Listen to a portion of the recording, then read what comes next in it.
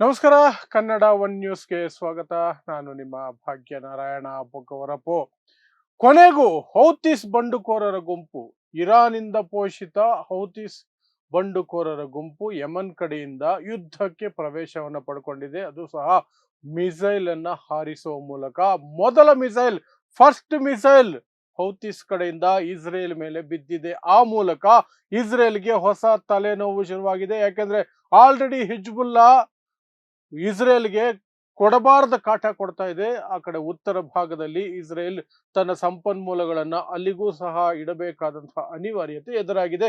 ಅದರ ಜೊತೆಗೆ ಈಗ ಹೌತಿಸ್ ಬಂದಿರೋದ್ರಿಂದ ಇಸ್ರೇಲ್ಗೆ ದೊಡ್ಡ ತಲೆನೋವು. ಇಸ್ರೇಲ್ಗೆ ಮಾತ್ರ ಅಲ್ಲ, ಇಡೀ ಜಗತ್ತಿಗೆ ತಲೆನೋವು. ಅಥವಾ ಜಗತ್ತಲ್ಲದೆ ಹೋದ್ರು ಯುರೋಪಿಗೂ ತಲೆನೋವು. ಯಾಕೆಂದ್ರೆ ಹೌತಿಸ್ ಇರುವಂತಹ ಸ್ಪಾಟ್ ಇದೆಯಲ್ಲ, ಅದು ಹೋರ್ಮುಸ್ ಸ್ಟ್ರೇಟ್ ರೀತಿಯಲ್ಲಿ, ಹೋರ್ಮುಸ್ ಜಲಸಂಧಿಯ ರೀತಿಯಲ್ಲೇ ಇನ್ನೊಂದು ಪ್ರಮುಖವಾದಂತಹ ಯುರೋಪ್ನ ಉಸಿರಾಗಿರುವಂತಹ ಒಂದು ಸ್ಟ್ರೇಟ್, ಒಂದು ಜಲಸಂಧಿಯನ್ನ ಬಂದ್ ಮಾಡುವ ಲೊಕೇಶನ್ ಅಲ್ಲಿದೆ ಅದು. ಸೊ ಯಾವ್ದದು ಜಲಸಂಧಿ, ಯಾವ ಸ್ಟ್ರೇಟ್ ಅದು, ಅದನ್ನ ವಿವರಿಸುವಂತಹ ಪ್ರಯತ್ನವನ್ನ ಮಾಡ್ತೀನಿ. ಅದರ ಜೊತೆಗೆ ಹೌತಿಸ್ ಎಂಟ್ರಿ ಕೊಟ್ಟಿದೆಯಲ್ಲ, ಈ ಹೌತಿಸ್ ಬಳಿ ಇರುವಂತಹ ಕೆಪಾಸಿಟಿ ಏನು, ಅದರಲ್ಲಿ ಏನೇನಿದೆ ಶಕ್ತಿ, ಅದನ್ನ ವಿವರಿಸುವಂತಹ ಪ್ರಯತ್ನವನ್ನು ಸಹ ಮಾಡ್ತೀನಿ.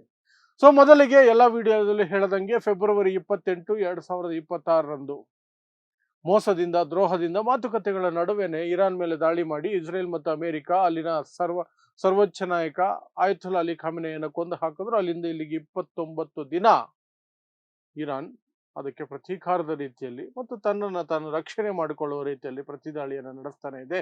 ಈ ಕಡೆ ಅಮೆರಿಕದ ವಾಯುನೆಲೆ, ಸೇನಾ ನೆಲೆಗಳು ಧ್ವಂಸ ಆಗ್ತಿದ್ರೆ ಇಸ್ರೇಲ್ ಅಂತೂ ನುಜ್ಜುಗುಜ್ಜಾಗೋಗಿದೆ. ಸೊ ಈಗ ಹೌತಿಸ್ ವಿಚಾರಕ್ಕೆ ಬರೋದಾದ್ರೆ, ಹೌತಿಸ್ ಏನಿದು? ಹೌತಿಸ್ ಇದು ಸಹ ಒಂದು ಬಂಡುಕೋರರ ಗುಂಪು. ಹಮಾಸ್ ಇದ್ದ ಹಾಗೆ ಅಥವಾ ಹಿಜ್ಬುಲ್ಲಾ ಇದ್ದ ಹಾಗೆ, ಇರಾಕಿ ರೆಸಿಸ್ಟೆನ್ಸ್ ಫೋರ್ಸ್ ಇದೆಯಲ್ಲ ಅದು ಇದ್ದ ಹಾಗೆ. ಇವೆಲ್ಲವೂ ಸಹ ಏನು ಕಾಮನ್ ಇವುಗಳಂದ್ರೆ, ಇವೆಲ್ಲವನ್ನೂ ಸಹ ಫೈನಾನ್ಸ್ ಮಾಡೋದು, ವೆಪನ್ಸ್ ಕೊಡೋದು, ಮಿಸೈಲ್ ಕೊಡೋದು ಎಲ್ಲವೂ ಸಹ ಇರಾನ್ ದುಡ್ಡು ಕೊಟ್ಟು, ಟ್ರೈನಿಂಗ್ ಕೊಟ್ಟು, ಮಿಸೈಲ್ಗಳನ್ನು ಕೊಟ್ಟು, ಶಸ್ತ್ರಾಸ್ತ್ರಗಳನ್ನು ಕೊಟ್ಟು ಇವುಗಳನ್ನೆಲ್ಲ ಎಲ್ಲ ಕಡೆ ಸಾಕಿಟ್ಕೊಂಡಿದೆ. ಪ್ರಮುಖವಾಗಿ ಈ 4, ಯಾವುದು? ಹೌತಿಸೋ, ಹಿಜ್ಬುಲ್ಲಾ ಮತ್ತೆ ಹಮಾಸ್, ಆ ಕಡೆ ಇರಾಕಿ ರೆಸಿಸ್ಟೆನ್ಸ್ ಫೋರ್ಸ್. ಇವು ಯಾವುದೇ ಕ್ಷಣ ಇರಾನ್ ಒಂದು ಮಾತು ಹೇಳಿದ್ರೆ ಸಾಕು, ಸಾವಿಗೂ ಹೆದರದೆ ಯಾರ ಮೈ ಮೇಲೆ ಬೇಕಾದ್ರೂ ಬೀಳ್ತಾರೆ, ಯಾರ ಮೈ ಮೇಲೆ ಬೇಕಾದ್ರೂ ಬೀಳ್ತಾರೆ. ಹೌತಿಸು ಕಾಯ್ತಾ ಇತ್ತು, ಇರಾನ್ನ ಆಜ್ಞೆಗೆ ಕಾಯ್ತಾ ಇತ್ತು. ಯಾವಾಗ ಬರ್ಲಿ ನಾನು, ಯಾವಾಗ ಬರ್ಲಿ ನಾನು ಅಂತ. ಈಗ ಗ್ರೀನ್ ಸಿಗ್ನಲ್ ಕೊಟ್ಟ ಹಾಗಿದೆ ಇರಾನ್. ಹಾಗಾಗಿ ಮೊದಲ ಮಿಸೈಲ್ ಅನ್ನ ವಿಡಿಯೋ ಸಮೇತವಾಗಿ ಹೌತಿಸ್ ಹೊರಗಡೆ ಬಿಟ್ಟಿದ್ದಾರೆ. ನೋಡಿ, ನಾವು ಮೊದಲ ಮಿಸೈಲ್ ಬಿಟ್ಟಿದ್ದೀವಿ ಇಸ್ರೇಲ್ ಕಡೆಗೆ ಅಂತ. ಈಗ ಇಸ್ರೇಲ್ಗೆ ಇನ್ನೊಂದು ದಿಕ್ಕಿನಿಂದ ಫೈಟ್ ಮಾಡಬೇಕಾದಂತಹ ಅನಿವಾರ್ಯತೆ ಬಂದಿದೆ. ಇದು ಇಸ್ರೇಲ್ಗೆ ಮಾತ್ರ ಸಂಬಂಧಪಟ್ಟಿದ್ದ, ಇಸ್ರೇಲ್ ಮಾತ್ರ ಇದರಿಂದ ಸಮಸ್ಯೆಗೆ ಎದುರಾಗುತ್ತಾ ಇದಕ್ಕೆ? ಯಾಕೆಂದ್ರೆ ಒಂದು ಕಡೆ ಹಿಜ್ಬುಲ್ಲಾ ದಾಳಿ ಮಾಡ್ತಿದೆ, ಇನ್ನೊಂದು ಕಡೆ ಇರಾಕಿ ರೆಸಿಸ್ಟೆನ್ಸ್ ಫೋರ್ಸ್ ಇರಾಕ್ ಒಳಗಡೆ ಸಾಕಷ್ಟು ಧ್ವಂಸ ಮಾಡ್ತಾ ಇದೆ. ಇನ್ನು ಹಮಾಸ್ ಅಂತೂ ಇದ್ದದ್ದೇನೆ.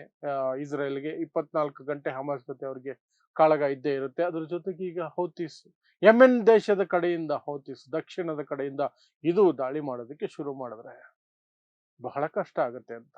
ಬಟ್ ಆ ಕಷ್ಟ ಕೇವಲ ಇಸ್ರೇಲ್ಗೆ ಮಾತ್ರ ಅಲ್ಲ, ಪ್ರಪಂಚದ ನಾನಾ ದೇಶಗಳಿಗೆ ಸಮಸ್ಯೆ. ಈಗ ಹೌತಿಸ್ ಬಂದಿರೋದು ಕೇವಲ ಇಸ್ರೇಲ್ ಅಂತ ಹೇಳಿದ್ರೆ ಆಗೋದಿಲ್ಲ.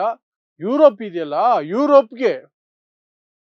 ಯುರೋಪ್ಗೆ ಸೂಯೇಜ್ ಕೆನಾಲ್ ಇದೆಯಲ್ಲ, ಅದಕ್ಕೆ ಕನೆಕ್ಟಿಂಗ್ ರೂಟ್ ಇದೆಯಲ್ಲ, ಅದನ್ನ ಬ್ಲಾಕ್ ಮಾಡುವಂತಹ ಲೊಕೇಶನ್ ಅಲ್ಲಿ ಹೌತಿಸ್ ಇರುವಂತಹದ್ದು, ಯೆಮೆನ್ ಇರುವಂತಹದ್ದು. ಸೊ ಯಾವುದದು ಲೊಕೇಶನ್ ಅಂದ್ರೆ, ಬಾಬ್ ಅಲ್ ಮಂದೇಬ್ ಅನ್ನುವಂತಹ ಇನ್ನೊಂದು ಸ್ಟ್ರೇಟ್ ಇದೆ. ಹೋರ್ಮುಸ್ ಸ್ಟ್ರೇಟ್ ಅಷ್ಟೇ ಇಂಪಾರ್ಟೆಂಟ್. ಜಗತ್ತಿನ 12% ಆಯಿಲ್ ಆ ಸ್ಟ್ರೇಟ್ ಇಂದ ಹೋಗುತ್ತೆ. ಹೋರ್ಮುಸ್ ಸ್ಟ್ರೇಟ್ ಅಲ್ಲಿ 20% ಹೋದ್ರೆ, ಈ ಸ್ಟ್ರೇಟ್ ಏನಿದೆಯಲ್ಲ ಬಾಬ್ ಅಲ್ ಮಂದೇಬ್ ಅನ್ನುವಂಥದ್ದು, ಇದರ ಮೂಲಕ 12% ತೈಲ ಹೋಗುತ್ತೆ ಅಲ್ಲಿಗೆ. ಹೊರ್ಮುಸು ಪ್ಲಸ್ ಇದು ಸಹ ಬಂದ್ ಆಗ್ಬಿಟ್ರೆ 32%, ಜಗತ್ತಿನ 32%, 1/3 ಬ್ಲಾಕ್ ಆದಂಗೆನೆ ತತ್ತರಿಸಿ ಹೋಗುತ್ತೆ. ಯಾರು ಹೆಚ್ಚಿಗೆ ಅನುಭವಿಸಿದ್ದು ಅಂದ್ರೆ, ರೆಡ್ ಸಿ ಮೂಲಕ ಹೋಗಿ ಅದು ಈ ಜಲಸಂಧಿ ಅಲ್ಲಿ ಯುರೋಪ್ಗೆ ಕನೆಕ್ಟ್ ಮಾಡ್ಕೊಳ್ಳುತ್ತೆ ಸೂಯೇಜ್ ಕೆನಾಲ್ ಮೂಲಕ. ಅದನ್ನ ಬಿಟ್ರೆ ಆಫ್ರಿಕಾ ಬಳಸಿಕೊಂಡು ಹೋಗಬೇಕಾಗತ್ತೆ. ಎಷ್ಟು ದೂರ, ಎಷ್ಟು ದುಡ್ಡು, ಎಷ್ಟು ಶ್ರಮ, ಎಷ್ಟು ಸಮಯ, ನೀವೇ ಯೋಚನೆ ಮಾಡಿ. ಹಾಗಾಗಿ ಈ ಬಾಬ್ ಅಲ್ ಮಂದೇಬ್ ಅನ್ನುವಂತಹ ಏನು ಇದೆಯಲ್ಲ ಸ್ಟ್ರೈಟ್ ಅಥವಾ ಜಲಸಂಧಿ, ಇದು ಬಹಳ ಬಹಳ ಮುಖ್ಯ. ಅದರಲ್ಲೂ ವಿಶೇಷವಾಗಿ ಯುರೋಪ್ಗೆ ಇದು ಬಹಳ ಮುಖ್ಯ. ಈಗ ಆ ಜಲಸಂಧಿಯನ್ನ ಮುಚ್ಚುವ ಲೊಕೇಶನ್ ನಲ್ಲಿ ಯೆಮೆನ್ ಇದೆ. ಯೆಮೆನ್ ಒಳಗಡೆ ಈ ಹೌತೀಸ್ ಇರೋದು. ಅಲ್ಲಿಗೆ ಯುರೋಪ್ಗೂ ಸಹ ಈಗ ಬಿಸಿ ತಟ್ಟೋದಕ್ಕೆ ಶುರು ಆಗುತ್ತೆ.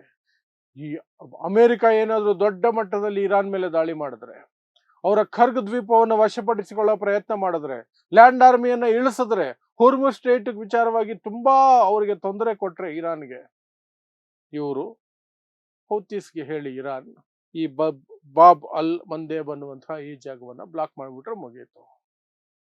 ಇನ್ನೊಂದಷ್ಟು ನರಕಯಾತನೆ ಇಡೀ ಜಗತ್ತಿಗೆ, ಅದರಲ್ಲೂ ವಿಶೇಷವಾಗಿ ಯುರೋಪ್ಗೆ. ಆದ್ರೆ ಆ ಶಕ್ತಿ ಇವ್ರ ಹತ್ರ ಇದೆಯಾ? ಏನೇನು ಮಿಸೈಲ್ಸ್ ಇದೆ ಇವ್ರ ಹತ್ರ ಹೌತೀಸ್ ಹತ್ರ? ಅಂದ್ರೆ ಹೌತೀಸು, ಹಮಾಸು ಅಥವಾ ಇನ್ನೇನು ಹಿಜ್ಬುಲ್ಲಾ, ಇದೆಲ್ಲ ದೊಡ್ಡ ಸೇನೆಯ ರೀತಿಯಲ್ಲಿ ಏನಿರೋದಿಲ್ಲ, ಬಂಡುಕೋರರ ಗುಂಪುಗಳವೆಲ್ಲ. ಸೊ ಅವುಗಳ ಬಳಿ ಲಿಮಿಟೆಡ್ ಇರ್ತವೆ, ಸಣ್ಣ ಪುಟ್ಟದ್ದೇ ಇರುತ್ತೆ ಮಿಸೈಲ್ಗಳು. ಆದ್ರೂ ಸಹ ಅವರು ತಾವು ಬದುಕಬೇಕು ಅಂತ ಹೋಗಿ ಹೋರಾಡಲ್ವಲ್ಲ, ಸಾವಿಗೆ ಹೆದರದೆ ಹೋರಾಡಲ್ವಲ್ಲ, ಸಾವಿಗೆ ಸಿದ್ಧರಾಗಿ ಹೋಗಿ ಹೋರಾಡ್ತಾರಲ್ಲ, ಅದೇ ಡೇಂಜರಸ್. ಅವ್ರ ಹತ್ರ ಸಣ್ಣ ಪುಟ್ಟ ವೆಪನ್ಸ್ ಇದ್ರು ಸಹ ಅವರ ದೇಹವೇ ದೊಡ್ಡ ಆಯುಧವಾಗಿ ಅಲ್ಲಿ ಕೆಲಸ ಮಾಡುತ್ತೆ. ಆದರೂ ಅವರ ಬಳಿ ಇರುವಂತಹ ಮಿಸೈಲ್ಗಳು ಅಥವಾ ಇರಾನ್ ಕೊಟ್ಟು ಇಟ್ಟಿರುವಂತಹ ಮಿಸೈಲ್ಗಳು, ಬ್ಯಾಲಿಸ್ಟಿಕ್ ಮಿಸೈಲ್ಸ್ ಇದಾವೆ ಅವ್ರ ಹತ್ರ. ಬ್ಯಾಲಿಸ್ಟಿಕ್ ಮಿಸೈಲ್ಸ್, ಕ್ರೂಸ್ ಮಿಸೈಲ್ಸ್ ಇದಾವೆ, ಸೂಯಿಸೈಡ್ ಡ್ರೋನ್ಸ್ ಇದಾವೆ. ಆತ್ಮದಾಹಿ ಡ್ರೋನ್ಸ್ ಹೋಗಿ ತಮ್ಮನ್ನು ತಾವೇ ನಾಶ ಮಾಡ್ಕೊಳ್ತವೆ. ಎಲ್ಲವೂ ಸಹ ಆ ಮಿಸೈಲ್ಗಳು, ಡ್ರೋನ್ಗಳೆಲ್ಲವೂ ಸಹ 2000ದಿಂದ 2500 ಕಿಲೋಮೀಟರ್ ದೂರದ ಟಾರ್ಗೆಟ್ ಅನ್ನು ಸಹ ರೀಚ್ ಮಾಡೋ ಕೆಪಾಸಿಟಿಯನ್ನ ಹೌತೀಸ್ ಹೊಂದಿದೆ. ಅದಕ್ಕಿಂತ ವಿಶೇಷ ಏನು ಅಂದ್ರೆ, ದೊಡ್ಡ ದೊಡ್ಡ ಸೇನೆ ಬಳಿ ಇರುವಂತಹ ಒಂದು ದೊಡ್ಡ ಅಸ್ತ್ರ ಇದರ ಬಳಿ ಇದೆ. ಅದಕ್ಕೆ ಇದು ಬಾಬ್ ಅಲ್ ಮಂದೇಬ್ ಅನ್ನುವಂತಹ ಸ್ಟ್ರೈಟ್ ಅನ್ನ ಅಥವಾ ಜಲಸಂಧಿಯನ್ನ ಬ್ಲಾಕ್ ಮಾಡೋದಕ್ಕೆ ಸಕ್ಸಸ್ ಆಗಬಹುದು, ಸಫಲ ಆಗಬಹುದು ಅಂತ ಹೇಳಲಾಗ್ತಿರುವಂಥದ್ದು. ಯಾಕೆಂದ್ರೆ ಅವುಗಳ ಬಳಿ ಹೌತೀಸ್ ಬಳಿ ಆಂಟಿ ಶಿಪ್ ಮಿಸೈಲ್ಗಳು ಇದಾವೆ.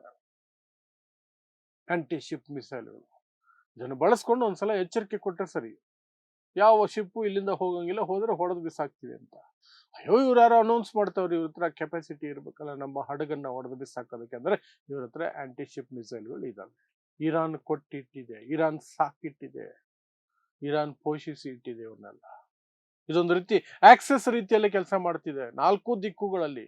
ಇರಾಕ್ ಅಲ್ಲಿ ಇರಾಕಿ ರೆಸಿಸ್ಟೆನ್ಸ್ ಫೋರ್ಸು, ಈ ಕಡೆ ಹಿಜ್ಬುಲ್ಲಾ, ಆ ಕಡೆ ಹಮಾಸು, ಈ ಕಡೆ ಹೌತೀಸ್. 4 ದಿಕ್ಕಲ್ಲೂ ಸಹ ಇರಾನ್ಗೆ ರಕ್ಷಣೆಗೆ ಅಂತ ಒಂದಷ್ಟು ಗುಂಪುಗಳಿದ್ದಾವೆ. ಅವುಗಳಲ್ಲಿ ಈಗ ಈ ಹೌತೀಸು ಪ್ರಥಮ ಬಾರಿಗೆ ಈ ಯುದ್ಧದಲ್ಲಿ ಎಂಟ್ರಿಯನ್ನ ಪಡ್ಕೊಂಡಿದೆ, ಮಿಸೈಲ್ ಅನ್ನ ಇಸ್ರೇಲ್ ಕಡೆಗೆ ಹಾರಿಸುವ ಮೂಲಕ. ಸೊ ನೋಡೋಣ ಇನ್ನು ಎಲ್ಲೆಲ್ಲಿ ಹೋಗುತ್ತೆ, ಯಾವ ದಿಕ್ಕಿಗೆ ಹೋಗುತ್ತೆ ಅಂತ ಗೊತ್ತಿಲ್ಲ. ಬಟ್ ಯುದ್ಧ ವ್ಯಾಪಿಸ್ತಾ ಇದೆ ಅನ್ನೋದು ಮಾತ್ರ ಈಗ ಸ್ಪಷ್ಟ ಆಗ್ತಿದೆ. ಯಾಕಂದ್ರೆ ಇನ್ನೊಂದು ಜಲಸಂಧಿ ಬ್ಲಾಕ್ ಆಗ್ಬಿಡ್ತು ಅಂದ್ರೆ ಭಾರಿ ಕಷ್ಟ ಅಷ್ಟೇ. ಸೊ ನೋಡ್ತಾ ಇರಿ ಸಮಾಜಕ್ಕಾಗಿ ಕನ್ನಡ 1 ನ್ಯೂಸ್. ನಮಸ್ಕಾರ.